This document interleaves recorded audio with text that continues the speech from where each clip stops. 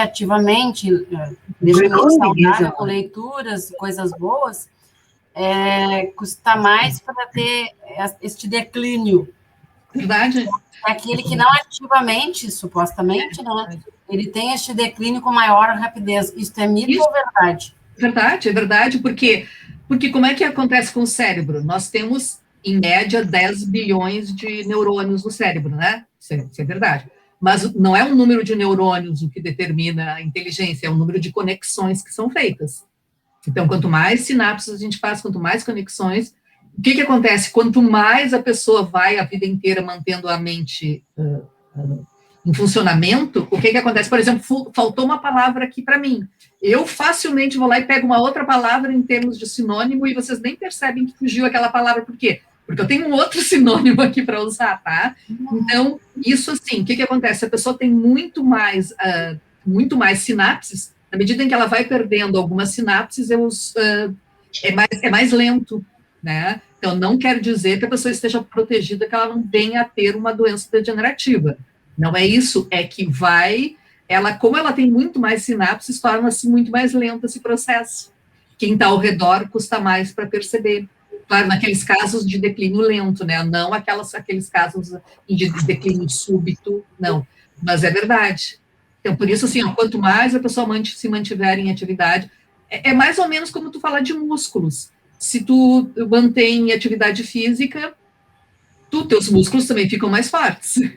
Gente, eu fiquei assim mais sedentária durante o Covid, daí fiquei mais preguiçosa. Gente, minhas coxas ficaram cheias de flacidez. Entende? É a mesma coisa, sabe? Se a gente para de usar o cérebro também, é ruim, tem que manter em atividade sempre. Sim. Tem que manter.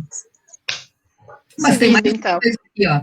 Mas tem outra coisa que fala da instabilidade, né, do corpo, e é uma coisa bem que parece contraditória. Um equilíbrio móvel, que do ponto de vista intelectual,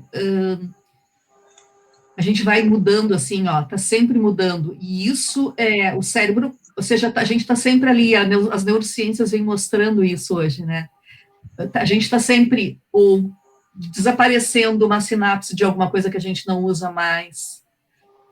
Por exemplo, da utilidade, cada vez se descobre mais sobre a utilidade do esquecimento, né, que ele tem funções importantes, né, então certas sinapses vão se desfazendo de algumas coisas que a gente não usa mais, mas e outras vão se formando, está sempre em movimento, né, então quanto mais a gente faz coisas, mais a gente vai conseguindo manter essa atividade cerebral.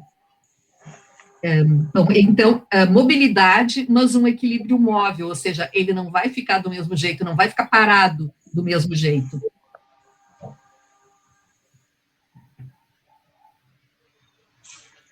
Certo? Por isso a ativação contínua, né? Por isso o ideal para manter esta mente saudável é manter ela sempre ativada, com leituras, com filmes, enfim. Sim. Com exercícios.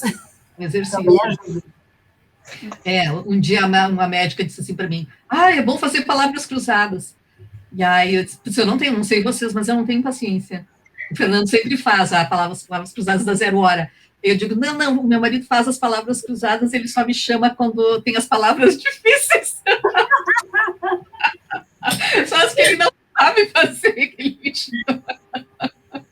Eu não tenho paciência, gente, não consigo fazer. Mas a senhora faz as mais difíceis.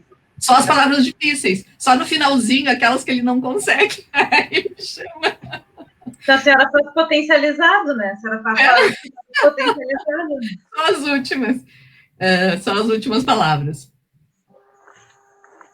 Quem continua? Segue, por favor.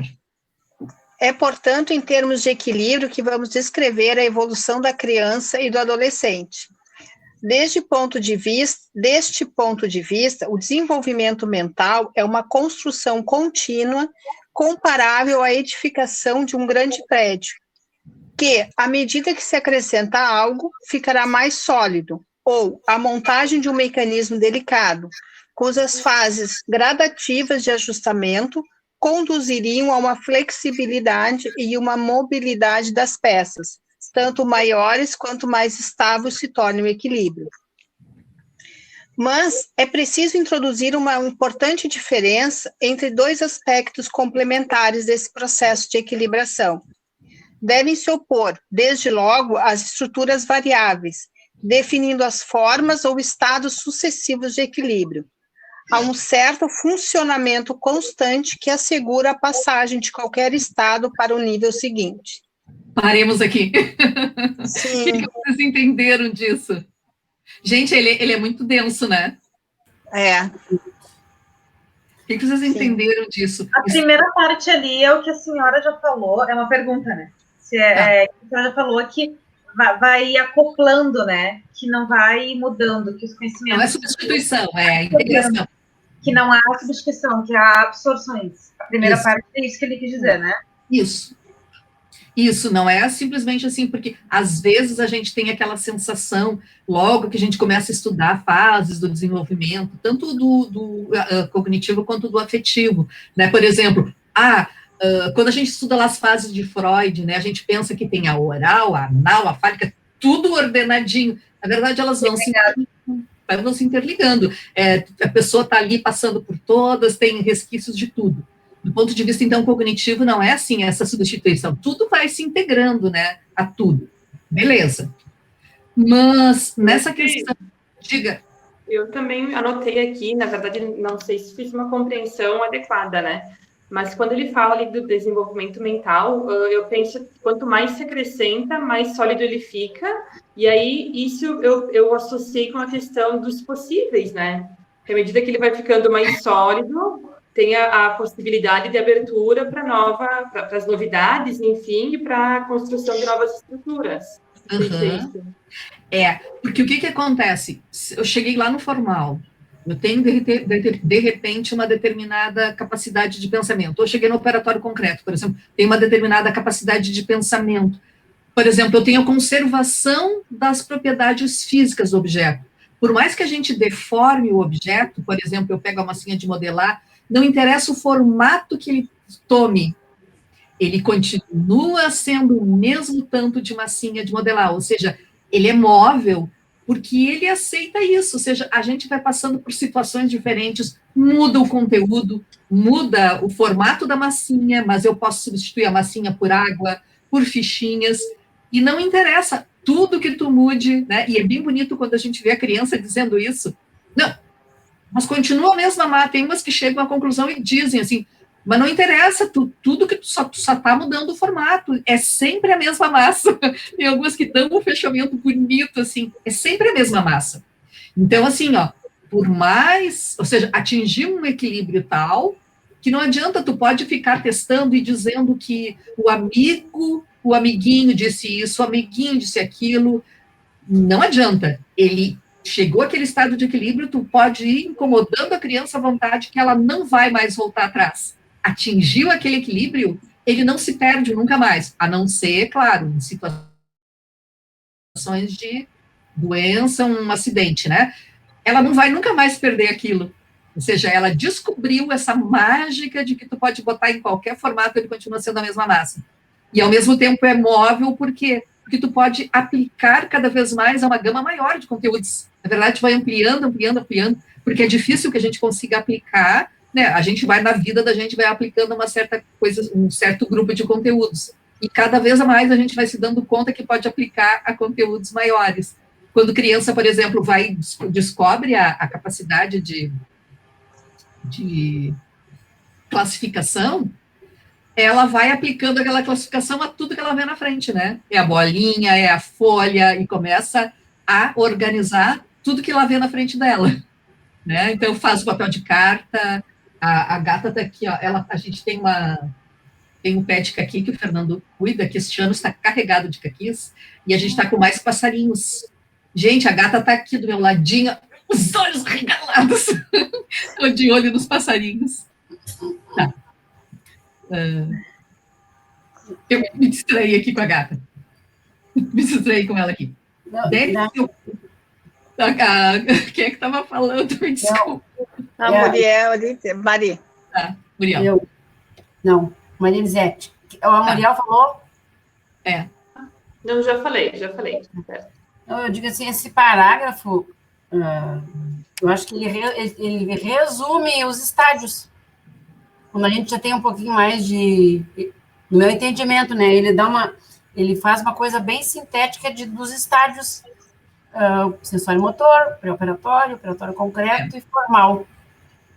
A grosso modo, frase que fala assim, ó, estruturas variáveis e funcionamento constante. O que seria isso? O que são estruturas variáveis? Era isso que eu ia perguntar. Eu acho que são as estruturas que vão... Quem é que falou? A Natália? Muriel.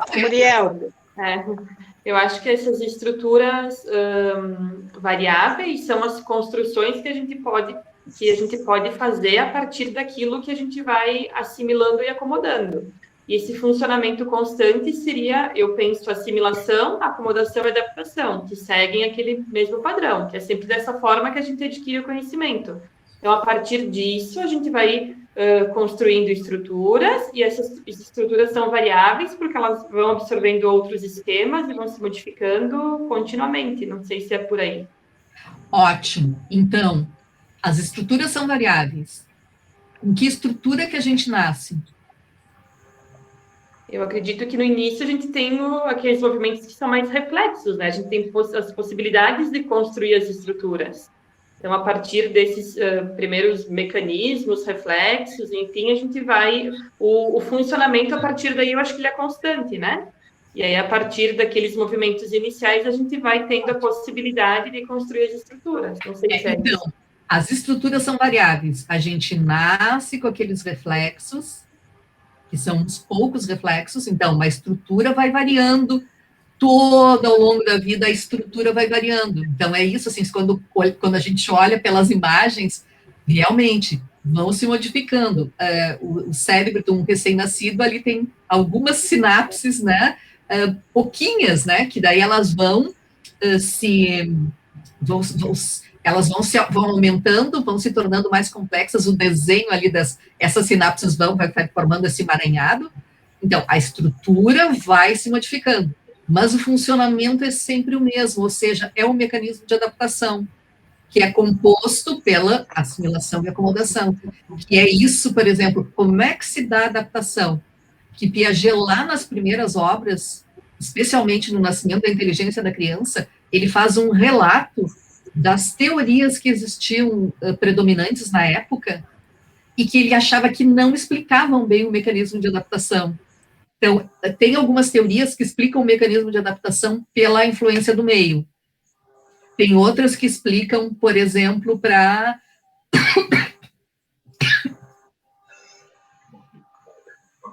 por mudanças aleatórias. Piaget vai mostrando como essas teorias não são suficientes. E por isso ele vai criar essa explicação que o mecanismo de adaptação ocorre por esses dois lados da moeda, que são assimilação e acomodação.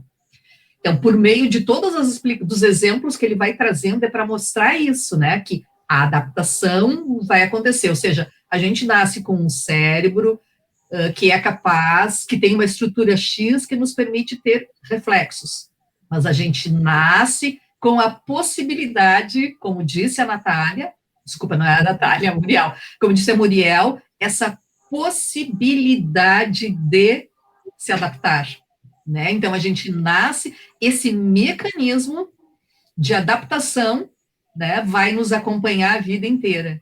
Então, o que nos permite, então, ele é um mecanismo que é sempre o mesmo. A possibilidade de adaptação, ele é sempre o mesmo a vida inteira, mas as estruturas mudam a vida inteira. Então, funcionamento é constante, é sempre o mesmo funcionamento de assimilação e acomodação, é sempre esse o mecanismo, enquanto que as estruturas vão variar sempre. Gente, a gente pegando as diferentes teorias, a gente vai encontrar isso. Cada teoria vai mostrar, por exemplo, a teoria da Gestalt, por exemplo, ela mostra que a gente tem uma estrutura constante a vida inteira. Né? Então, a explicação é outra, ou seja, a gente já nasce, segundo a teoria da Gestalt, a gente já nasce com as estruturas prontas. Elas só amadurecem, independente de outras condições. O comportamentalismo, por exemplo, não leva em conta estruturas, porque tudo é influência do meio. Então, as explicações vão ser das diferentes teorias, sejam elas biológicas, sejam elas psicológicas, vão centrar em certos aspectos diferentes. Então, por exemplo, quando a gente vê assim na prática pedagógica, por exemplo, às vezes a pessoa não precisa ter a explicação, ela quer a dica de como fazer as coisas, beleza. Mas, às vezes, ela acaba usando teorias que se chocam entre si, que dão explicações diferentes. E aquilo quando a pessoa diz, no início da aula tem que ser isso, no meio da aula tem que ser aquele outro, no final da aula tem que ser aquele outro, é que existem certas teorias que são contraditórias entre si. Né? Então, é esse o cuidado que a gente tem que ter. Porque, para Piaget, essa é uma explicação básica. Tá? Isso é uma explicação central. A gente até pode se esquecer, mas qual era mesmo aquele estádio, como é que são as características dele, como é que acontece? Essa é uma explicação central. O funcionamento é o mesmo a vida inteira e as estruturas variam o tempo inteiro.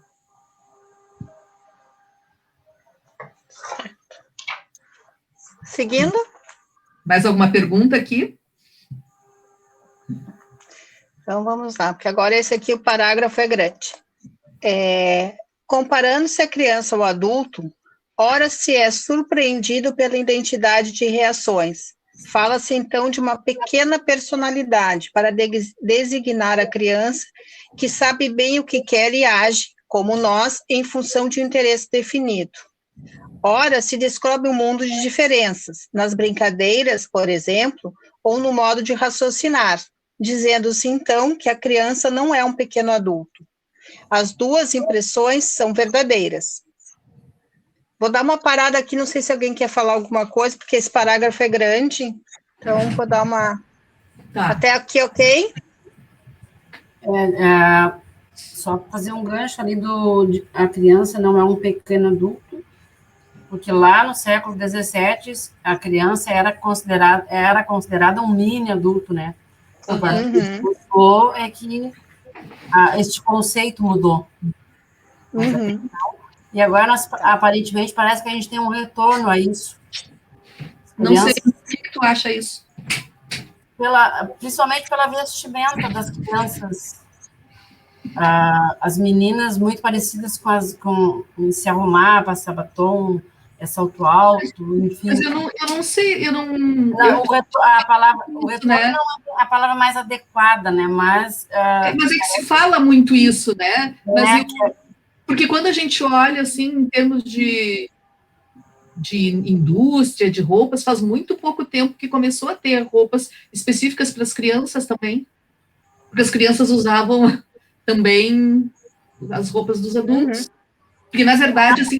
lá atrás, as crianças eram vestidas iguais aos pais, meninos iguais aos o pai, né? E as meninas iguais à mãe, só mudava o tamanho da roupa. Né?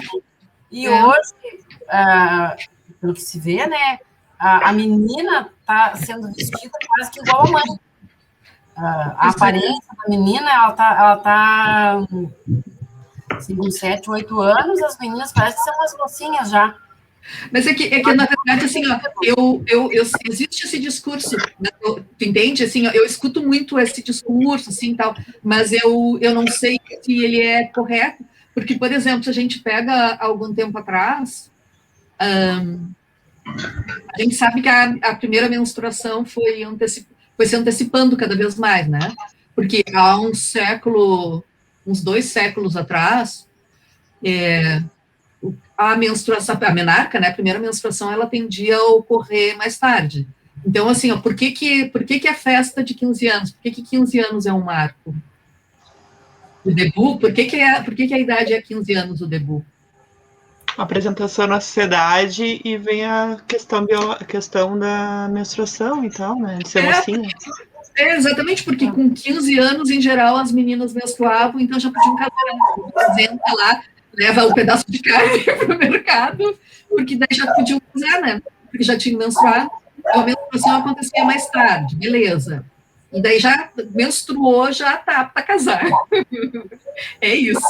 Né? Hoje a gente sabe que a menstruação, ela vem acontecendo cada vez mais cedo. É bem comum hoje em dia meninas de 9 anos menstruarem.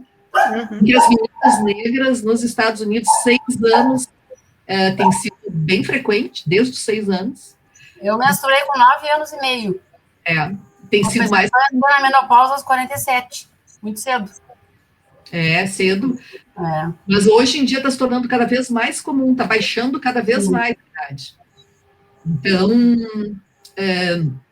e do ponto de vista, assim, de sociedade, então, eu não sei se há, nessa época, as meninas, eu acho que em outras épocas isso acontecia também, né? Na verdade, as mulheres se casavam muito mais cedo, porque hoje em dia dizem assim, não, as meninas estão começando essa vida sexual muito cedo, mas em outras épocas, menstruou, casou. Também.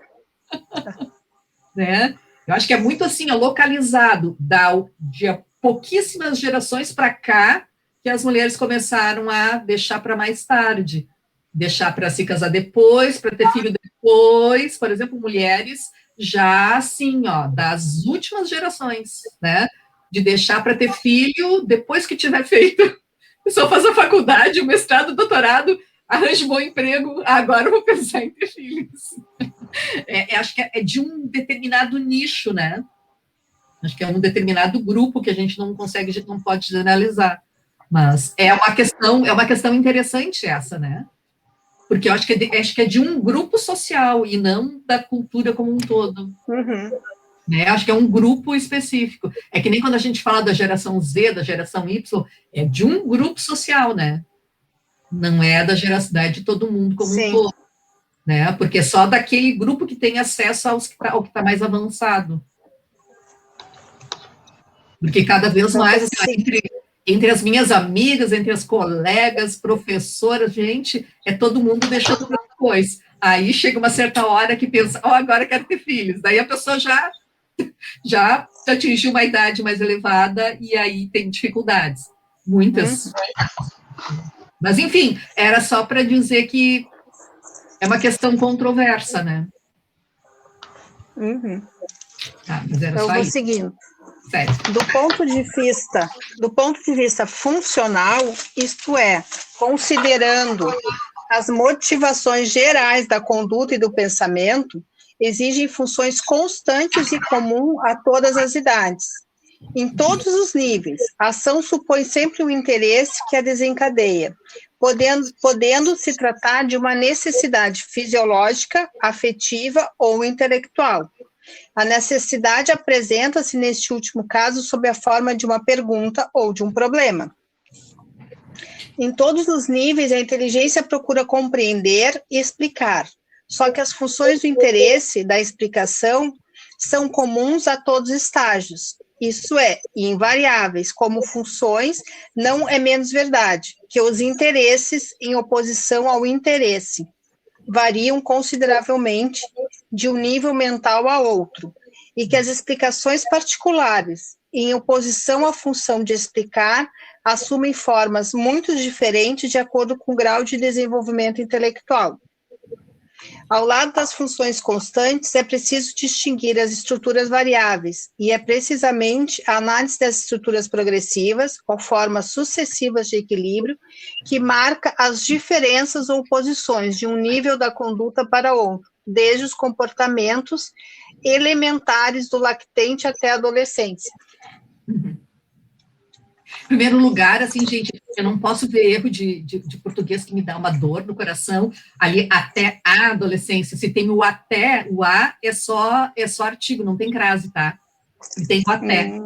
Se não tivesse o até, do lactente à adolescência, porque daí seria a preposição mais artigo. Mas aqui, como só artigo, não pode ter crase. Outro dia eu recebi uma lista fake de vacinação, e daí eu disse para minha filha, me mandou uma lista fake de vacinação que dizia, no dia tal, de 70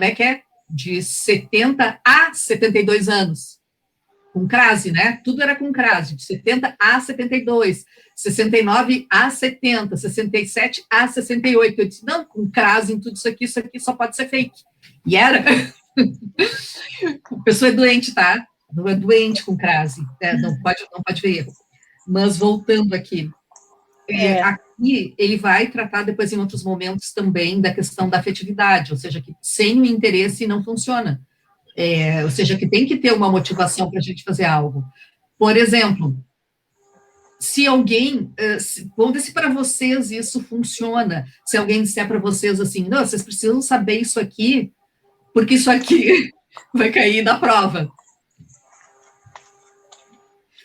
Precisa saber isso aqui, porque isso aqui no ano que vem vocês vão precisar, que é o que se diz na escola, né? Isso vai cair no vestibular. Na faculdade vocês vão precisar. O meu Bruno volta e meia me diz, quanta coisa me mentiram, porque eu ia precisar da faculdade. Eu não precisei de nada daquilo. Né? Então, quanta coisa que mentem para a gente, vocês vão precisar. Por quê? Porque o adulto tem que dar uma explicação e, né? Qual é o que serve para a criança? Vocês precisam, eu vou dizer para vocês precisam aprender inglês, porque inglês é importante. Imagina a gente dizendo isso para uma criança. Porque o inglês vai ser necessário quando vocês chegarem no mercado de trabalho. O que é uma motivação verdadeira, por exemplo, para a criança aprender inglês? Os desenhos ela da vai Disney. viajar, né? Ela vai para Disney, por exemplo. Desenhos, claro. Jogos de videogame. Jogos. Eu ia dizer exatamente o que a mulher falou, viajar, ir para Disney. É um estilo. Eu acho que isso não chega tanto. Eu acho que é mais os desenhos, ver os desenhos. Jogos. Tem essa geração nova aí, pequena, tá vendo os desenhos em inglês. Isso. Eles não estão vendo com tradução. Eles querem ver em inglês. Uhum. E os jogos... Oi? Não, pode falar, depois eu falo, gente. Não, eu disse, os jogos é a mesma coisa. Como a maioria é em inglês, então a motivação é para entender o que está dizendo, o que está falando. Agora. Agora, né? O meu filho fala... Enfim, ele começou o curso de inglês mesmo já maior, né? Uhum. Mas desde pequenininho ele já sabe várias coisas e uma facilidade enorme para aprender em função dos jogos de videogame, porque aquilo para ele já soa familiar, né? Aquilo já entra, com outra... Então, acho que isso, né? Isso é a motivação. E aí o ouvido, né? Porque quando a gente faz o curso, às vezes os profs não são, às vezes em geral não são nativos. E a pronúncia deles não é uma pronúncia que vai ajudar a gente a entender o nativo. É bem diferente, né? Quem aprende ouvindo um nativo falar do que quem ouve um não nativo. Mas a Muriel ia falar. Isso. Não, eu só ia complementar que eu tenho o meu sobrinho, o Theo, e a mãe dele e a minha cunhada é prof de inglês, né? E aí, assim, na casa deles, tanto ela quanto o marido, eles assistem filmes, assim, sem legenda, né? Assistem filmes normal, assim, em inglês. E aí ele vinha aqui em casa, tal, e aí ele assistia os videozinhos na TV, e aí quando tu perguntava para ele as cores depois, ele falava um pouco em cada língua. Então, ele falava branco, aí depois ele falava yellow pro amarelo, né? Não falava amarelo. Aí o vermelho ele já falava rojo, já falava em espanhol. Então ele falava um pouco em cada, chegava a ser engraçado, né? Um pouco em cada língua. Agora, não, ele conhece o nome das cores em português, né? Mas eu digo a facilidade que eles têm de relacionar quando criança, né? Ele não tinha nem 2 anos, quando ele já falava em outras línguas ali. Claro que é uma aprendizagem bem básica, né? Mas é que a diferença é que ela aprende, por exemplo, a falar, aprende as diferentes estruturas daquelas diferentes línguas. Porque quem aprende o português, por exemplo, tá? Como primeira língua, não se usa mais língua materna, hoje em dia a gente fala primeira língua. A pessoa aprende a sua primeira língua português. Depois, quando a gente vai aprender, depois de grande, adolescente, a tendência da gente é querer que a outra língua, é imaginar que a outra língua tem uma mesma estrutura, uma mesma sequência de palavras. E as línguas têm diferentes sequências, né? Então, por exemplo, o que tu bota antes, o que vem antes, o que vem depois, tem algumas diferenças. Por exemplo, o do, para que serve o do? A minha filha me perguntava, porque ela foi estudar inglês, já adolescente, ela dizia, mas mãe, me explica o que é o do? Eu disse, não, mas é que o do, tu nem não tem uma assim, tu não consegue traduzir sozinho, ou seja, ele tem uma função dentro da estrutura da língua. E a criança que aprende cedo assim, o grande ganho é ela conseguir compreender a estrutura da língua. Desde pequenininho, daí ela não tem essa dificuldade. Porque daí vai ser considerado primeira língua também, se ela aprender concomitante, né? Uhum. Sim. Eu estou fazendo inglês agora e eu estou sofrendo demais, porque eu comecei o inglês novamente. Então, eu aprendi na infância algumas coisas, guardo algumas coisas, só que é horrível para começar. Eu já estou 1 ano e meio e a gente está num passinho assim de formiga porque eu sofro. Mas a dica é essa, bota lá na televisão, sem legenda. Eu me prometi que eu ia fazer isso, olha, eu não cumpro isso de botar a legenda, botar em inglês com legenda em inglês. Um dia a minha neta ama muito Friends, então ela deixa ligada no Friends, assim, inteiro. Mas ela bota com a legenda em inglês. Eu digo, Luísa, por que tu tá vendo com legenda? Para aprender como é que se escrevem as gírias. Ah, tá. Porque, de repente, palavras novas do vocabulário que tu não vai encontrar no dicionário. Tá. Então, é para responder a coisas imediatas, né? Então, é diferente. Aquilo que o adulto pensa que seria uma motivação, na verdade, tu pode colocar como esse objetivo final. Eu preciso aprender inglês porque vai ser importante no futuro, no meu trabalho. Mas não é isso que vai gerar realmente o interesse de aprender, porque o que me gera essa motivação verdadeira é o momento. Nesse momento eu estou muito incomodada porque eu quero jogar e tem um monte de jogos que são em rede, né? E aí eu tenho que jogar com essa equipe e se eu não conseguir entender o que o meu companheiro de equipe disse, meu time perde. Pronto assim, simples assim, né? Então, isso é o afeto, né, que mobiliza, né? O outro, o adulto quer mobilizar, mas ele não consegue, né, ter essa ideia de que, não, isso não é mobilizador o suficiente. Pode até ser para 1 ou 2, mas, em geral, é o problema imediato, né? É conseguir entender uma instrução de como usar uma ferramenta na internet, né? Então, são coisas muito... o que motiva realmente para a aprendizagem é algo do agora, é uma pergunta do agora. Estou tentando encontrar uma figura aqui num livro. Eu estou folheando o livro. Eu vou fechar aqui a câmera um pouquinho, só que eu vou atender uma situação e já volto, tá? Eu não vou sair, tá bom? Sim. Beleza. E quem se habilita a seguir a leitura? Eu posso continuar. Esse parágrafo a gente vai passar? Tem alguma coisa? Já tem mais alguma coisa desse? Tânia? Não. Então, se ninguém... Quem é que continua? Posso continuar? Pode. Pode.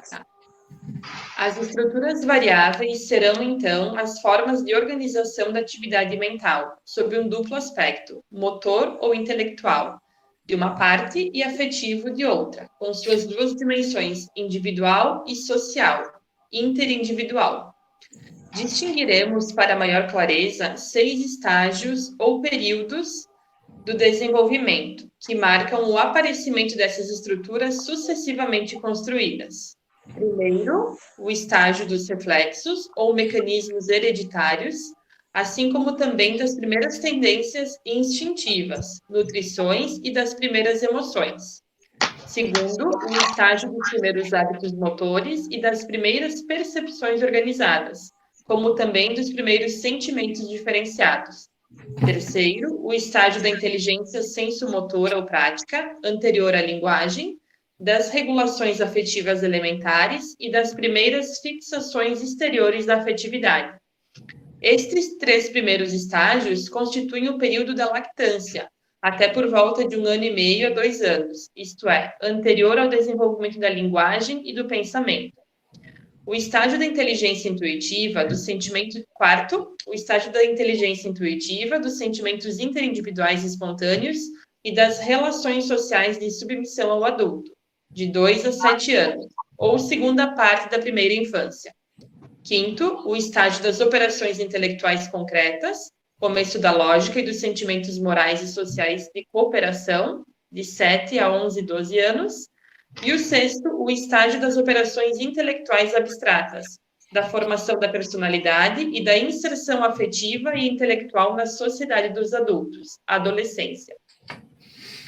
É complexo, né? Tem muita coisa. Tem muita coisa.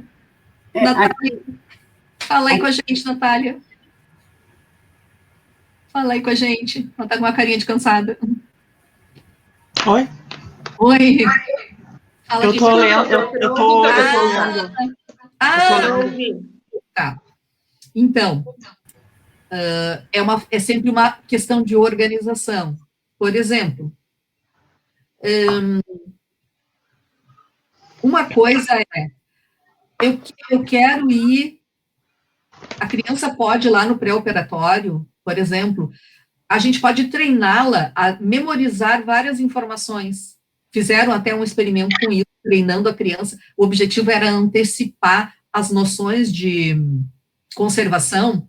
Por exemplo, treina a criança a pegar assim, ó, tu tem 2 massas de modelar aqui de formato diferente. Não, tem que dizer que elas são iguais. Pode treinar a criança daquela resposta.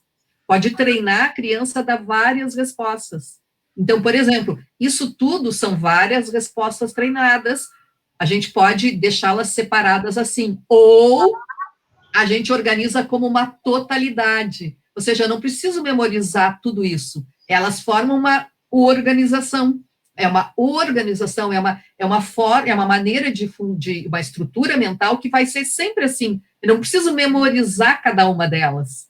Né? Então, assim, chega um determinado momento que a gente não tem essa necessidade de memorizar cada coisa, porque a gente sabe que existe uma lógica regendo tudo aquilo. Existe uma lógica regendo toda aquela informação, que eu não preciso, então, memorizar tudo aquilo. Né? Então, assim, por isso que ele forma uma maneira de organização, porque tem toda uma lógica regendo. Ou seja, eu não preciso também decorar todos os caminhos, né? Para ir em tal lugar, eu vou pegar aquela rua, eu vou para aquela outra, eu não preciso memorizar tudo isso, porque eu vou criando, posteriormente, um mapa mental em que eu consigo me localizar. Diga, Lari. De que idade, professora, que aqui deu um cortezinho, acho que a minha internet está meio ruim, que idade que fizeram esse teste de fazer as crianças memorizarem, antecipando? É bem bacana. Tem um texto depois que é o inconsciente afetivo e inconsciente cognitivo, que o Piaget conta, esses experimentos, e que as pessoas ficaram imaginando, será que a gente tem como antecipar? Então, eram crianças de 6, 7 anos, mais ou menos, que estavam ali, né, foram um grupo de crianças que estavam ali, possivelmente da passagem do pré-operatório para o operatório concreto. Foi muito interessante esse experimento, porque eles ficaram imaginando que isso poderia antecipar o processo. E não. Quem que se beneficia disso? Quem já está quase passando. Então, a maioria, ou seja, o ensino, ele é importante, né? Também tem as pesquisas de Nelder, Bovey e Sinclair mostrando que a condição para que a pessoa avance com a influência do meio é que ela já tenha atingido um grau de desenvolvimento muito próximo e que daí, quando tu faz ela passar pelo experimento e faz perguntas, tipo aquelas da contra-argumentação, isso ajuda a se desenvolver. Fora isso, tu só treinar, o que acontece? Ela consegue responder, é que nem aquela criança que me disse, né, que sabia as palavras que a professora tinha ensinado. Ou seja, tu vai decorando palavras, a escrita de certas palavras. Gente, a gente não consegue memorizar tudo, por quê? Porque a gente tem que entender a lógica da escrita. A gente tem que entender, porque não tem como memorizar tantas palavras, né? Ou seja, não é útil, não é prático a gente decorar. O prático é entender a lógica e, independente de qual palavra me apresentem, eu vou conseguir escrevê-la, porque eu entendi a lógica da escrita, né? Ou os números, a gente não precisa decorar a escrita de número. A gente entende o sistema decimal e consegue escrever aquele número. Então, a gente vai, claro, o momento em que o sujeito não compreendeu a lógica, ele vai se prender no decorar, né? Mas, quando que ele verdadeiramente aprendeu? Quando, independente de qualquer conhecimento prévio com aquela palavra, ele vai conseguir escrever. Eu tenho uma palavra muito amiga que eu inventei, que é troporzífero, que eu criei como exemplo, inventei uma palavra. Então, por exemplo, vocês saberiam escrever essa palavra, troporzífero? Talvez. É possível escrever? Sim. Ela tem acento ou não tem acento? Troporzífero? Acho que tem. Parece uma proparoxítona. Ou seja, quando a pessoa tem a lógica da escrita da língua portuguesa, ela vai saber que vai ter acento, porque é proparoxítona, ou seja, tu não conhece a palavra, mas tu sabe que ela é proparoxítona, porque a sílaba tônica foi aquela. Então, é isso que ele fala em termos de organização. Tu entende uma determinada lógica e tu não precisa ir sobrecarregando a memória, porque tu consegue construir uma lógica que vai dar sustentação à escrita de todas as palavras da língua, a gente conhecendo ou não. Claro, excetuando aqueles casos que são assim, as palavras que a gente tem que decorar, porque são da origem do francês, porque são da origem do inglês, do árabe, tipo hospital que tem o H na frente ou não tem o H na frente, porque daí aí é memorização mesmo, é com X ou com CH, isso não é pela lógica, isso é memorização. Aí é diferente, tu tem que memorizar. Mas quando a gente consegue construir essa lógica, dispensa. Então, aí também toda aquela função de tu consegue organizar numa lógica com algumas regras e todas aquele esforço que a criança vinha fazendo para memorizar, dispensa tudo isso. Preciso saber isso decora. Eu tenho um método muito mais fácil, né? Olha, eu conheço essas letras que vão se juntando, e nesse momento que a criança construiu essa lógica, aí para ela faz sentido juntar vogal e consoante. Aí faz sentido. Mas antecipar esse desenvolvimento dessa lógica não tem como. Você acha que mostraram que não antecipa por exemplo, provocando, mas aí a criança já está ali quase. Né? Quando ela tem, por exemplo, o BL da bola e da bala, que ela se dá conta, ou seja, o cara provocou uma situação em que ele tenha que escrever duas palavras dentro daquela lógica da escrita silábica, ficariam com a mesma grafia. E aí a criança fica preocupada, tem alguma coisa errada, porque não pode escrever do mesmo jeito, mas ela já está ali, pronta. Porque para outras criar aquela história de que ele já apresentou ali, que em outros momentos, a criança olha aquilo e aquilo ali não dá nada. Ela não se preocupa com aquilo, né? Então, bem isso, vai ser em certos momentos aquilo ajuda. No momento muito antecipado, aquilo não quer dizer absolutamente nada. Né? É só quando ele... Isso chama minha atenção, porque eu tenho uma amiga que ela tem um filhinho de 1 ano e 5 meses, e aí ela disse que ele está atrasado na fala. Ele não tem nenhum problema, assim, diagnóstico, nada, mas ela disse que ele está atrasado na fala porque ele ainda não fala, mas ele tem 1 ano e 5 meses. Aí ela comprou um curso online que instrui os pais a proporcionar situações, de como estimular, como, né, auxiliar para que o bebê desenvolva a fala, porque ela disse que ele, com 1 ano e 5 meses, deveria emitir, sei lá, 20 palavras, 20 tons, e ele emite, sei lá, 12, algo desse tipo. Tá. Não, a não ser que, por exemplo, a criança fosse autista e tivesse, de fato... Não, nada. Tá. Eles só não... Tá. Não sei. Mas daí, segundo Piaget, não tem uma data pré-estabelecida. 1 ano e 5 meses eu teria que emitir... E é por isso que eu porque o texto fala bem claro, né? 1 ano e meio a 2 anos anterior à linguagem. Né? Sim, tudo é em média. Toda média. Tudo é em geral, pode ser para antes ou para depois. Em geral, as meninas antes do que os meninos, tá? Todo o progresso, todo o desenvolvimento cognitivo das meninas sempre é avançado. Se bebê é menino. As meninas são sempre avançadas com relação aos meninos, em média, tá? Sempre a média, pode ter alguns que sejam mais avançados. Mas assim, claro, a criança emite sons. Claro que seria problemático, por exemplo, ele não emite sons, né? Não, mas aí tu vai calcular de 12 para 20, gente. Não, ele emite sons, mas ele não fala, por exemplo, mãe, mamãe, pai, ele só... sabe? Aquela... sim. O nenenês. Isso. Aí ela não ficou preocupada, mas chamou a atenção que ele já tem na cabecinha dela, já tem 1 ano e 5 meses. E ela disse que dá dicas, assim, para instigar. Não sei. Porque, em geral, as dicas são bem assim, ó. É conversar mais com a criança, cantar com a criança, aquelas coisas assim, bem que fazem parte do dia. Não sei se é esse o método, né? Mas, em geral, as dicas que se dão são essas coisas muito básicas, assim, conversar com a criança, enquanto está trocando a criança, por exemplo, trocando a roupa, trocar a fralda, ao invés de ficar conversando com não sei o que, olhando os stories. Fica conversando com a criança, essas coisas assim. Porque é claro que a linguagem tem esse fator, desenvolvimento do cérebro, desenvolvimento da vocalização, mas também o retorno do mundo externo, né? Então, essa coisa de ou conversar muito, ler histórias, ver filmes, né? Ver desenhos, ou seja, ter sons, ter essa coisa do estímulo também ao seu redor, né?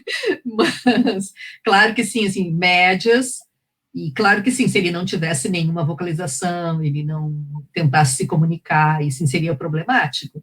Mas é claro que, assim, ó, tem pesquisa mostrando, eu não me lembro dos números, obviamente, mas tem pesquisas mostrando que, dependendo da classe social, o número de palavras ouvidas pelas crianças até os 2 anos de idade, mais ou menos, é muito diferente, né? Então, essa coisa das pessoas acharem que, assim, vou conversar com um bebezinho, eu vou aqui conversar com ele vai me ouvir, vou contar histórias, muda, né? É muito diferente de pessoa para pessoa, né? Porque tem gente que acha... Não entende, eu não vou conversar. Não, eu ia dizer que tem uma outra coisa também que muitas vezes já aconteceu com pacientes que eu acompanhei, também da questão assim, ó, a criança quer água, ela aponta e já ganha água. Ela quer não sei o que, ela aponta e já ganha. Então, ela não tem, ela não precisa falar para ganhar o que ela quer. Então, ela não fala, ela aponta, ela balbucia. Ela fez um balbucio, eu já sei que é isso. Então, também a gente tem que se dar conta disso, que a gente tem que dar espaço para que ela diga o que ela quer, para que ela fale o seu desejo. De novo, a questão do interesse, né? Você já tem um problema a resolver. Na verdade, os progressos surgem em função do problema a resolver. Só se vai em busca de uma vacina contra a Covid no momento que a gente tem Covid, né? Se não tiver. Exato. Eu lembro muito de um caso que eu acompanhei, que a criança, ela apontava, e aí vieram para uma avaliação, porque ela não fala, quem sabe ela tem algum problema, daí aquelas coisas, tem autismo, tem isso, tem aquilo, é surda e tal, e aí fui fazer a avaliação e fui ver, disse, olha, o único problema dela é vocês. Se vocês pararem de fazer por ela, pode ser que ela fale, né?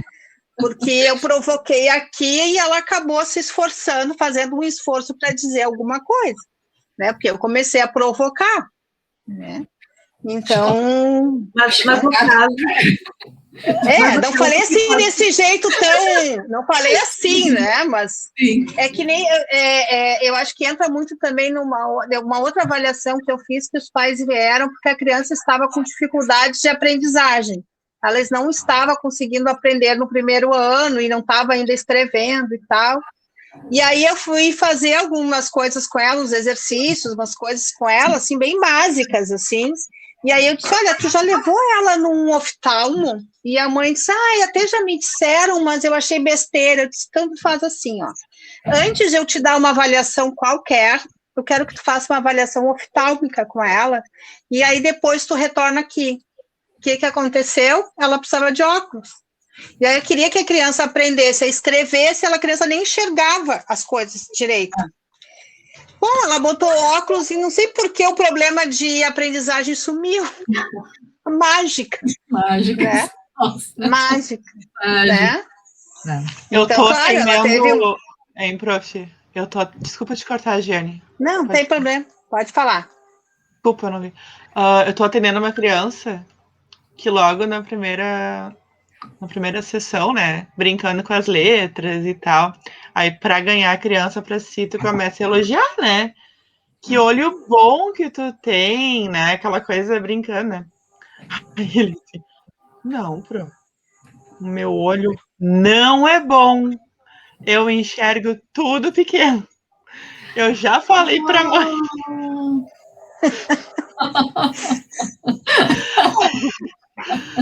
Gente! Aí, por Deus, aí, não, detalhe. E eu, né, tentando falar com a mãe.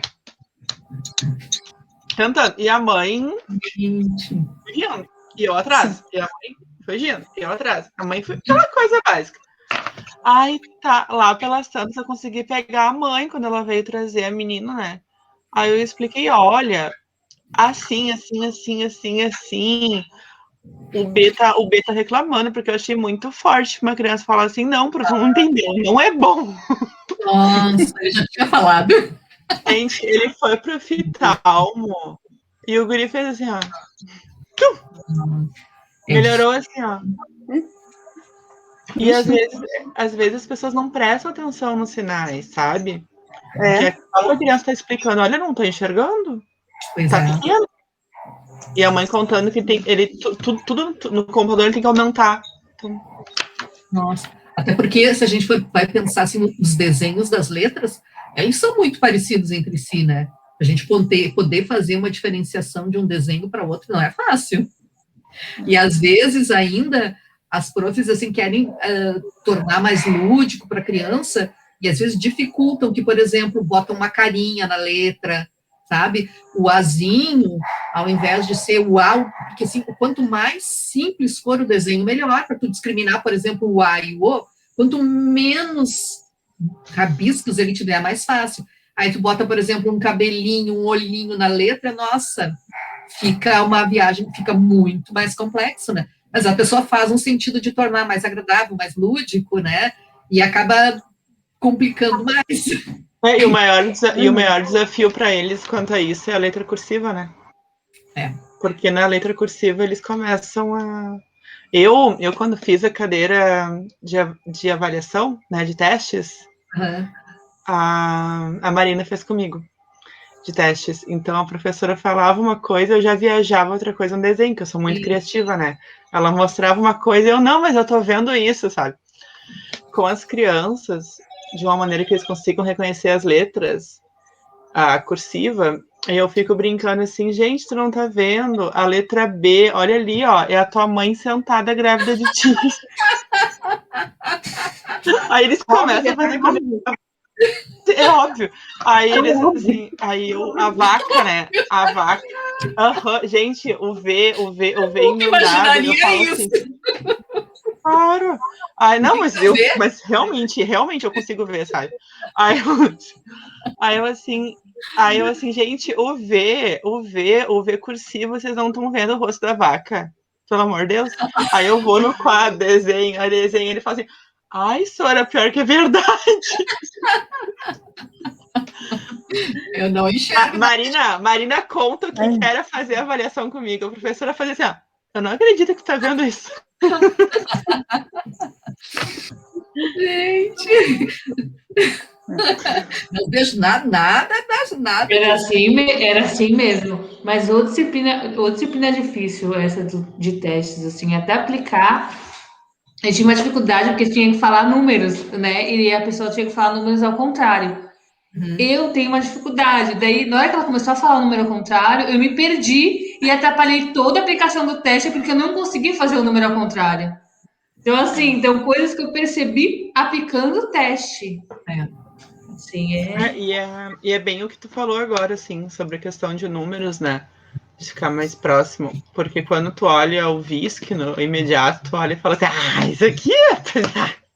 Por isso que é importante. Todo é importante esse treinamento antes de ir para a prática, né?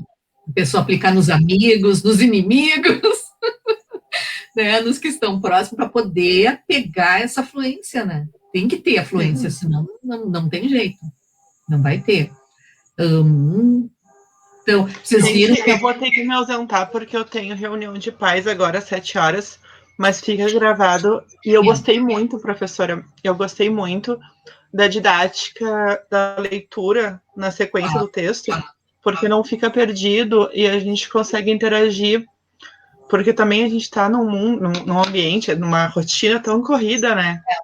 Eu, particularmente, estou voltando, a gente está enviando muita atividade para os alunos, então eu tô assim, ó, tendo que dar conta de tudo. Então é mais fácil tu respirar, ler e já conversar naquele momento com a gente. É o exemplo da questão da motivação, porque, por exemplo, em que outro momento da vida que as pessoas parariam, que os professores fazem essa queixa, porque a gente não estava preparado para isso. Claro que não. Mas se não houvesse esse momento, todo esse crescimento que todo mundo acabou tendo, né? Então, é um crescimento enorme que as pessoas acabaram tendo e que não teriam tido de uma forma geral, assim, muita gente que não lidava com a internet, mas foi um momento que precipitou, ou seja, tem que resolver um problema de agora, né? Tem que resolver, tem que crescer, né? Para alguns foi um desafio muito grande que não conseguiram, né? Então, boa reunião. Então, gente, vocês viram que aqui ele dividiu em 6, né? Eu já tinha comentado isso algum dia, mas por que aqui está dividido em 6? Ele fala aqui estágios porque é uma tradução antiga, tá? O meu exemplar é de 1986, tá? É meio antigo, meu. Então, ele fala em estágios, porque a tradução é antiga, mesmo que alguém tenha uma edição mais nova, mas a tradução é antiga, então fala estágios. Então, a gente vai encontrar, assim, mas levando em conta isso, que é o ideal, seria a gente chamar estádios, ou estados. Mas por que tem essa divisão em 6 aqui? Porque, como ele mesmo diz, esses 3 primeiros estágios ele divide o primeiro estágio, sensório e motor, em 3 aqui. Isso. Né? E ele mesmo diz isso. Porque quando a gente vai ver... Esses 3 primeiros estágios. Quando a gente vê a continuidade do texto, ele, na verdade, fala dos quatro, né? Ele fala do lactente. Esses 3 primeiros, então, ele, na verdade, é tudo do sensório motor, só que, por exemplo, existem outros trabalhos em que ele vai dividir em 6 subestádios o sensório motor. Aqui ele dividiu em 3 para pegar as coisas mais marcantes, né? Ou seja, dos reflexos, que é o primeiro mês, que é uma coisa muito marcadamente diferente. Uma criança do primeiro mês, de uma criança de 1 ano de idade, é uma diferença muito gritante, né? Coisa muito absurdamente louca, diferente de um bebezinho que está ali simplesmente, né, suga, chora, faz cocô, dorme, de uma criança que lá tem 1 ano e que já tem comportamentos inteligentes, que já se desloca, enfim, são seres de outro planeta, né? São 2 planetas diferentes. Então, é bem interessante, ele separa só para mostrar, assim, apesar de ser o mesmo estádio, são características muito diferentes, né? Mas tudo é um estádio só. Né? Mas as diferenças são absurdas, né? É muito, muito gritante. O que mais tem nesse aqui?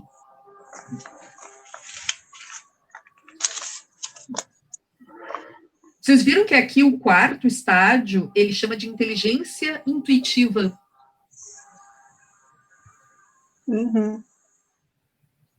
Tranquilo aqui, por que ele chama de intuitiva?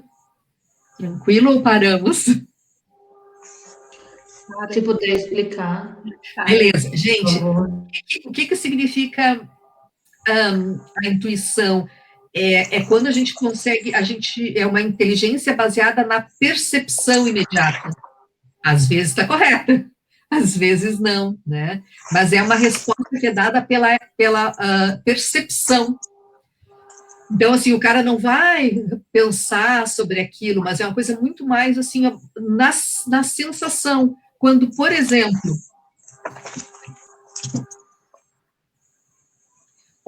eu olho estes 2 lápis, eu olho eles aqui, tá? Eles têm o mesmo tamanho, beleza. Se eu fizer isso aqui, a criança pré-operatória, ela vai dizer, em geral, ela vai dizer que o preto é maior. Porque, ele vem até aqui. Ela não olha... Oi, alemão. Ela não olha a comparação das duas, tanto nas 2 dimensões, né? Tanto embaixo quanto em cima. Ela só vai olhar que aqui está maior. Então, quando eu olho assim, parece que o preto é maior do que o vermelho. Parece que... Mas nós sabemos, quando eu junto a base, eu sei que eles têm o mesmo tamanho. Quando eu desloco, parece que o preto é maior. E para a criança pré-operatória, ela vai no que parece. A inteligência dela não consegue distorcer o erro perceptivo. Então, aquilo que parece é. Claro que se eu só mostrasse assim para vocês, se vocês não tivessem visto antes, vocês achariam que o preto é maior, beleza. Mas vocês viram antes, quando eu uso uma base comum, vocês viram que os dois são do mesmo tamanho. Então, mesmo que eu mostre assim, vocês vão me dizer, não, eles parecem que o preto é maior, mas a gente viu antes que eles são iguais. E para a criança pré-operatória, não interessa o que ela viu antes, porque ela vai se basear na percepção imediata. Agora esse está maior, né? Não, agora esse aqui, ó, tá grande aqui. Então, ela se baseia na percepção imediata. Às vezes, a nossa intuição pode estar correta, né? Mas nem sempre. Então, lá na teoria da Gestalt, eles dizem que a percepção é que determina a nossa inteligência. E Piaget diz ao contrário. Uma das grandes críticas que Piaget faz à teoria da Gestalt é essa, que para a Gestalt, eles dizem que a percepção determina a inteligência, e Piaget diz ao contrário, que a inteligência determina a nossa forma de perceber. Porque assim, ó, a gente olha isso aqui e diz, parece que este é maior, mas eu consigo percebê-los como sendo iguais, apesar de parecerem diferentes. Então, a gente consegue corrigir a distorção perceptiva pela inteligência. A não ser, claro, que quando a gente faz de propósito, se eu só mostrasse para você se faz muito isso, como é que se chama? As ilusões de ótica, que a gente faz intencionalmente, que a gente tenta produzir esse efeito, como quando diz assim, a roupa preta emagrece. Vocês acham que a roupa preta emagrece? Ó, a Lari tá de roupa preta, né? A roupa preta emagrece, Lari. E listras também, listras verticais também. Isso, ou seja, a coitada da roupa não tem culpa de nada, mas, né, ela causa uma ilusão de ótica, e a gente está tentando produzir essa ilusão de ótica de forma intencional. Listras na horizontal, de jeito nenhum. Né? Roupa escura, ela vai dar essa sensação, né, de, por exemplo, as baixinhas não podem usar saia no meio da canela de jeito nenhum. É sempre levemente acima do joelho. Ou curta, né? Ou curta, mas passado do joelho de jeito nenhum. Mas isso é tudo a questão da percepção. Então, a gente sabe que a roupa, né? O problema são as pizzas que a gente come, não a roupa. Mas isso é uma coisa bem intencional, produzir essa ilusão de ótica, né? Então, a gente tem uma questão da ilusão de ótica que nos engana. Se a gente for pela intuição, significa seguir esse pensamento direto da percepção. Mas a gente consegue, pela nossa inteligência, a gente consegue fazer essas correções. Né? Então, a gente consegue corrigir isso. Né? A criança pequena não consegue fazer essa correção. Para ela, o que ela está vendo é aquilo. Ou seja, é um pensamento predominantemente intuitivo. Né? Ou seja, o que eu estou vendo, a folha da árvore está balançando, portanto, o vento vem da árvore. A areia está se movimentando, então o vento vem da areia. É o imediato, é aquilo que ela vê. Né? Então, essa conexão de ver as duas coisas juntas, né? Ou, por exemplo, alguém me contou uma história outro dia. A pessoa tomou a vacina da Covid e pegou Covid. Que ela estava preocupadíssima, que então ela achava que não ia tomar vacina, porque a pessoa tomou a vacina da Covid e pegou Covid. Ora, são tantas pessoas vacinadas que uma deu a coincidência, mas casualmente era alguém conhecido dela. Então, as duas coisas estão juntas, uma foi a causa da outra. Né? Então, houve uma coincidência. Tomou vacina e pegou Covid. Houve uma coincidência. Agora, uma é a causa da outra, esse é o pensamento tipicamente pré-operatório, pensamento intuitivo. E essa minha... Tá? quem acredita em superstições mantém um pouco desse pensamento, então? Isso. Se eu passar embaixo de uma escada, eu vou ter azar. Se eu não sei o quê. Claro que entra também, Lari, o componente afetivo, né? Assim, mas é a base disso. É um resquício desse estágio. Especialmente, assim, ó, qualquer pessoa acaba mantendo traços disso em coisas que têm ligação afetiva. Por exemplo, quando criança, eu não sei se vocês conhecem essa, que tu não pode deixar o chinelo virado para cima que a mãe morre. Conhecem essa? Tipo assim, Sim. é porque a gente não pode deixar o chinelo virado para cima porque é nojento, né? Tá sujo. Mas aí quando assim, eu era criança, sempre ouvia isso. Ah, não pode deixar o chinelo virado para cima porque a mãe morre. Gente, assim, ó, óbvio que não tem nada a ver uma coisa com a outra, mas é uma coisa automática, a pessoa vai lá e corrige. Entende? Porque isso aqui envolve o afeto. Né? Então, assim, ó, vou ter azar, nossa, eu não quero experimentar. Arriscar, não vale a pena arriscar. Não vale a pena arriscar. E eu não creio nas bruxas, pero que elas hay, né? Não creio nas bruxas, nas que existem. Então, tem o componente afetivo, ele acaba fazendo esse tipo de situação, né? Que a pessoa acaba se mobilizando, tendo respostas aquém daquilo que ela pode, né? Então, esse componente afetivo, ele é muito interessante. Quando a gente faz uma avaliação, a gente tem que estar segura ali de que a gente está usando algum conteúdo que não seja assim, que não envolva afetivamente a pessoa. Porque é bastante comum isso, né? Que as pessoas, às vezes, são hiperracionais, capazes do ponto de vista do raciocínio, mas quando tocam em alguma coisa afetiva... Então, não quer dizer que é um resquício desse estádio aqui, não quer dizer isso. Mas vem disso, mas vem disso, a origem é isso. Ou seja, naquela situação, em situações que envolvem o afeto, a nossa tendência é dar respostas que estão aquém da capacidade cognitiva. Ou seja, e é uma questão afetiva, então, a tradição no Ano Novo de usar branco, amarelo, de não usar preto, é uma questão afetiva, então. É uma questão do afeto, né? Porque, assim, alguém que é querido, que vai se construindo a tradição, e aí, por exemplo, vou ficar de fora da tradição, mesmo que tu ache que aquilo ali não vai afetar, mas você é diferente, então vou entrar na brincadeira. Então, a gente acaba, muitas vezes, entrando para não ser a chata, que vai ser diferente, blá, blá, blá, toda aquela coisa assim. Então, aqui problematiza tudo. Isso. Então, assim, muitas vezes a gente acaba entrando, mas para algumas pessoas, de fato, aquilo ali é assim, vai ser. E, inclusive, se a pessoa não colocar o branco, ela vai ter azar mesmo. Porque, às vezes, a pessoa vai ficar num estado de ansiedade, porque ela não cumpriu a tradição, que ela vai acabar se dando mal. É o que eu costumo brincar. Se o cara não leva, assim, ó, ele tem uma caneta da sorte. Se ele levar para o concurso, assim, ó, se ele levar, beleza, ele passa ou roda. Mas se ele não levar a caneta da sorte, ele vai rodar. Porque ele, na minha caneta da sorte não trouxe e tal. Então, quando envolve o afeto, é mais difícil, assim. Então, em geral, quando faz avaliação, a gente procura, assim, se está na dúvida, se a pessoa respondeu daquele jeito, a gente continua testando, a gente tem a dúvida, continua avaliando, propondo outros dilemas, outros problemas, que tu veja que não envolvam um afeto, porque senão é complicado. Não envolva o futebol, que tem a camisa da sorte.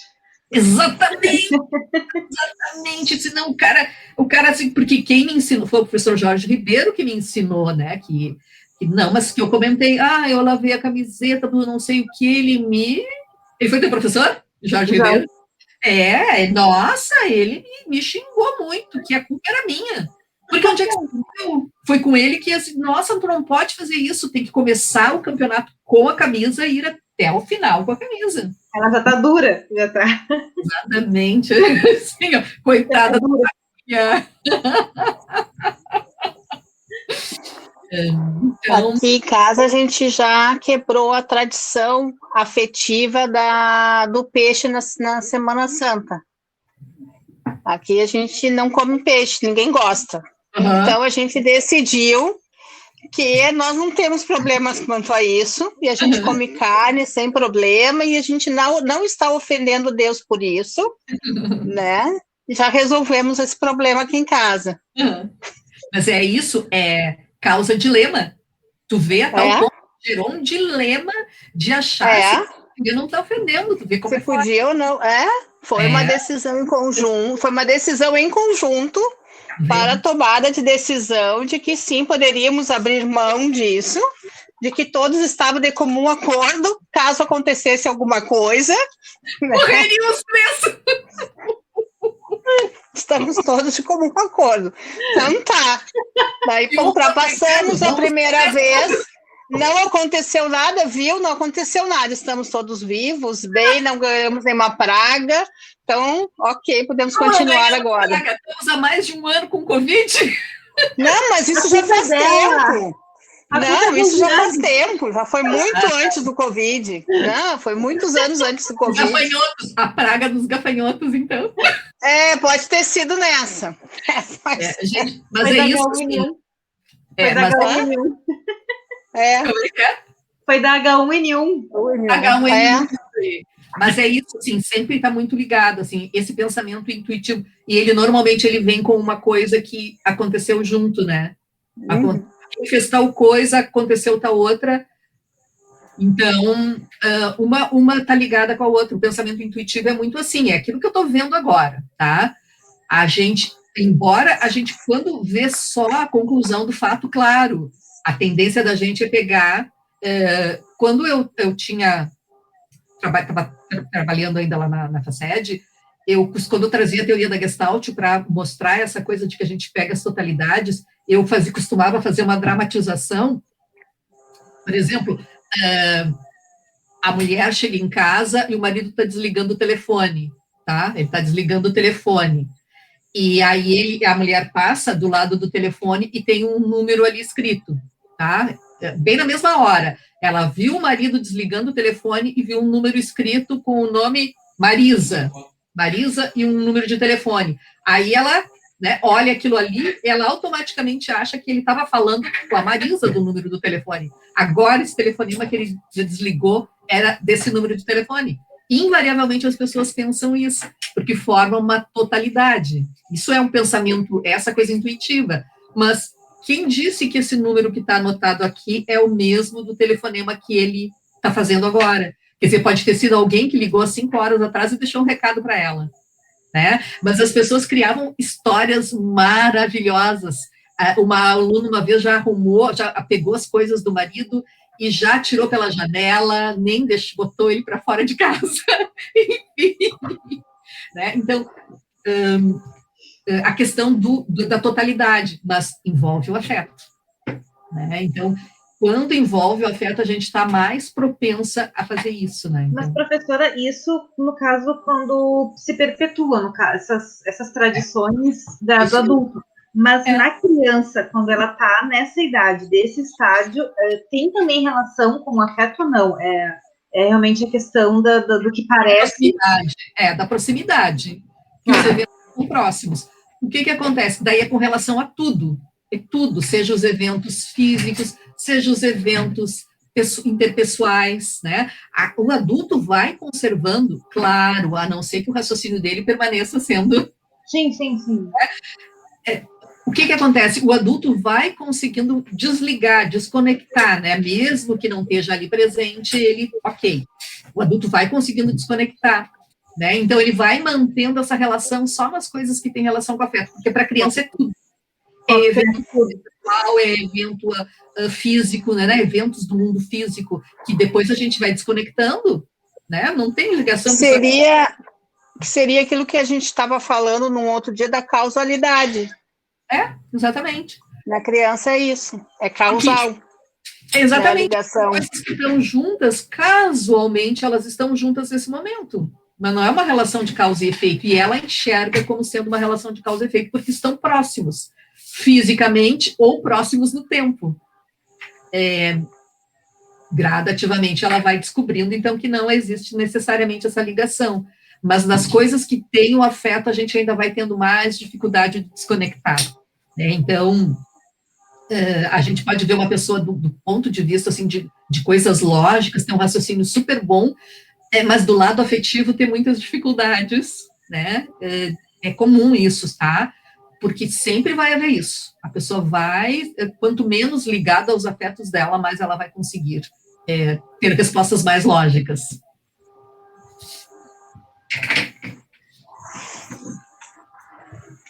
O que mais? Seguimos? Uhum. Então... Mais alguma questão aqui deste parágrafo? Ok. Então, Muriel? Cada estágio é caracterizado pela aparição de estruturas originais, cuja construção o distingue dos estágios anteriores. O essencial dessas construções sucessivas permanece no decorrer dos estágios ulteriores, como subestruturas, sobre as quais se edificam as novas características. Segue-se que, no adulto, cada um dos estágios passados corresponde a um nível mais ou menos elementar ou elevado da hierarquia das condutas, mas a cada estágio correspondem também características momentâneas e secundárias, que são modificadas pelo desenvolvimento ulterior, em função da necessidade de melhor organização. Cada estágio constitui, então, pelas estruturas que o definem, uma forma particular de equilíbrio, efetuando-se a evolução mental no sentido de uma equilibração sempre mais completa.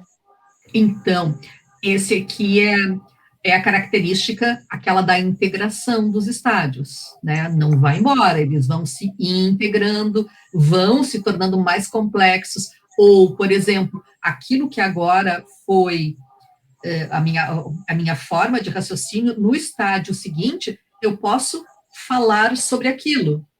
Então, por exemplo, a criança, no sensório motor, ela age, é ação, é sensação e movimento. A ação. Chega lá no pré-operatório, ela consegue falar sobre a sua ação, mas ela continua agindo, a gente continua agindo, ou seja, a gente não deixa de ter sensações, motricidade, mas agora a gente pode falar sobre elas. Né? Então, assim, dependendo do momento do nosso dia a dia, a gente não vai precisar ser operatório formal o tempo inteiro.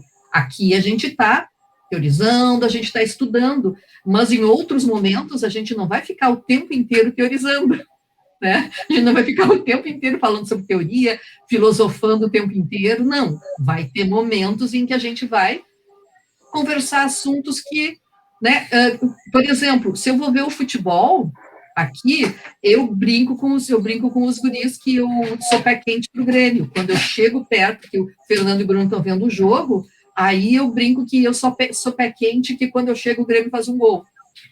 E nada. Uma vez aconteceu isso, né? Que eu cheguei, me sentei para ver o jogo com eles, o Grêmio fez um gol.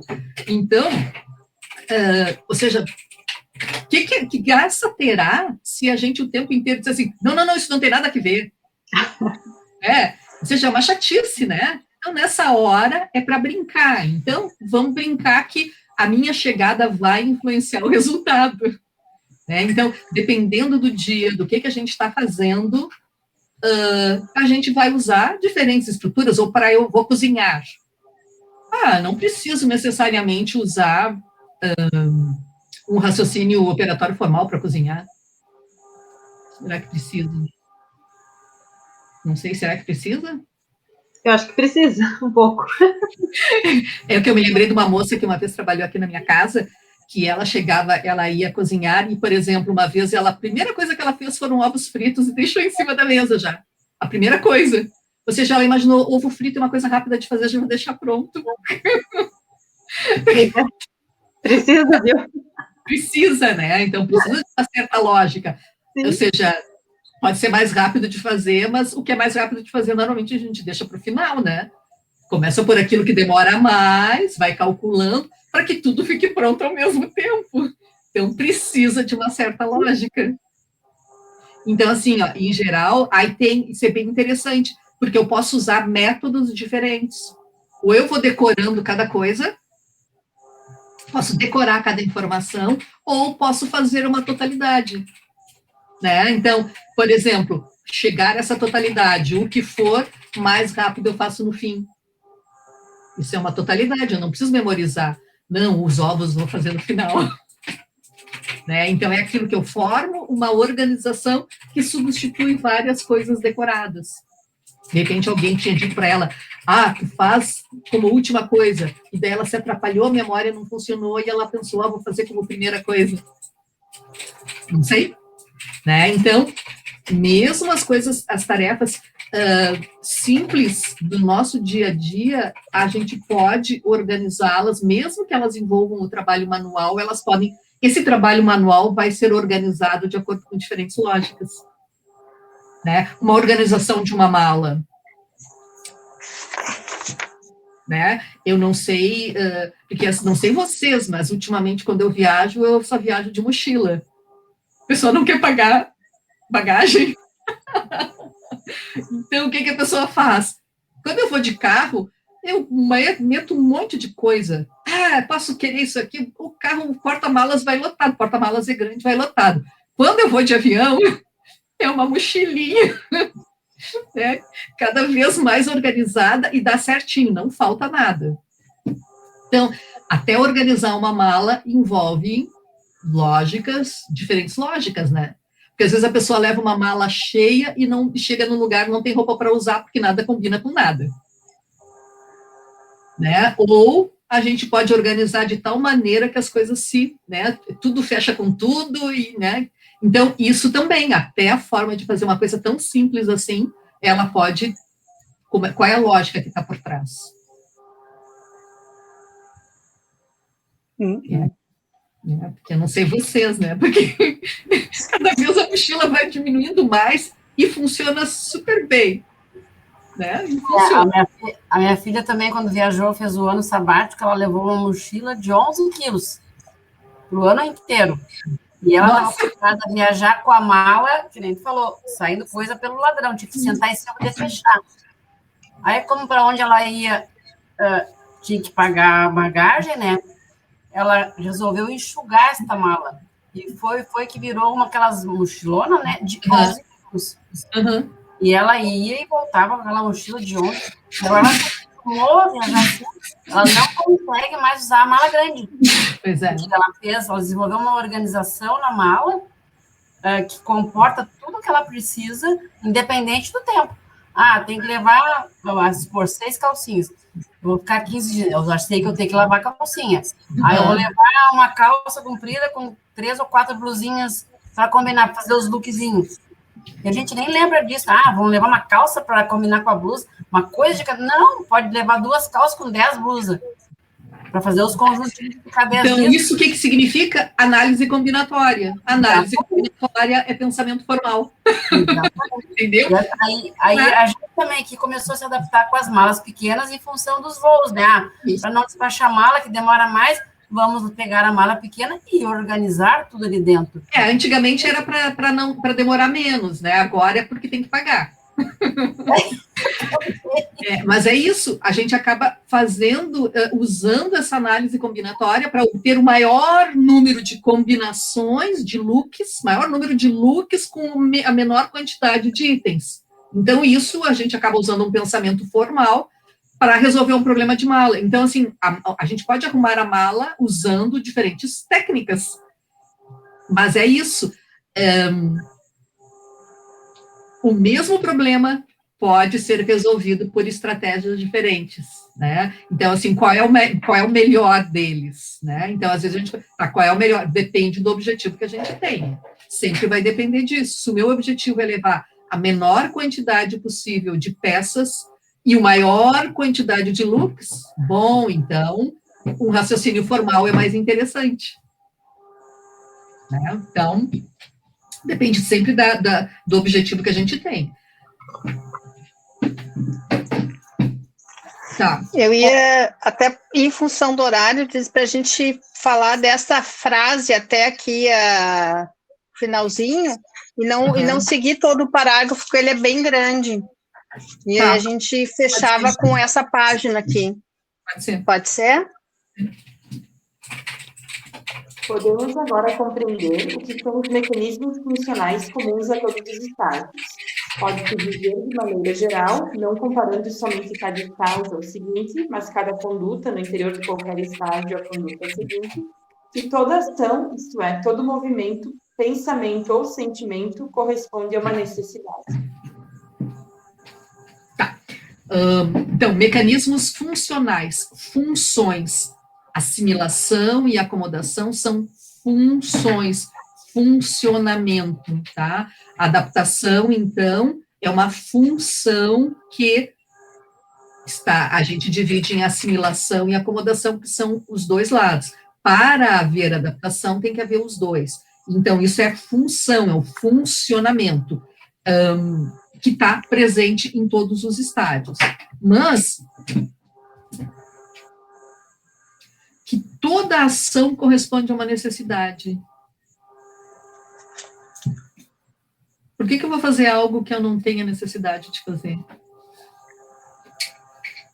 Por isso que o próprio Piaget vai dizer mais adiante, eu acho que é a última frase do capítulo, que é como se fossem dois lados da mesma moeda, o afeto e a cognição.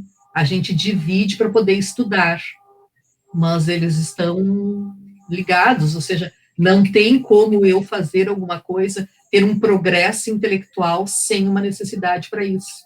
Não tem. Então, sempre eu tenho uma necessidade, para haver um progresso intelectual. Então, vejam assim, ó, quando tem toda uma ideia assim de que, não, a aula tem que ser prazerosa. Não é exatamente prazerosa, ela tem que ter uma... Qual é o termo que me fugiu? Ela tem que ter um sentido. Um problema. Ela tem que ter um sentido na cabeça da pessoa, ou seja, quando eu estou com uma dúvida, aquilo ali, pelo contrário, me causa uma certa ansiedade, eu estou com um problema que eu não consigo responder, né? Como é que eu escrevi bala com BL, como é que eu escrevi bola com BL? Isso causa ansiedade, é isso que vai levar à busca de uma novidade. Agora, se eu estou tranquila, aquilo ali não me incomoda, por que eu vou buscar aquilo? Para quê, né? Então, por isso que, por exemplo, para algumas crianças, o importante não é o aprender, o importante é passar na prova. Né? O importante é ter a nota para passar. Então, o que ele vai criar? Estratégias para tirar nota alta, e não estratégias para aprender. Por quê? Porque o problema dele é passar, o problema dele não é aprender.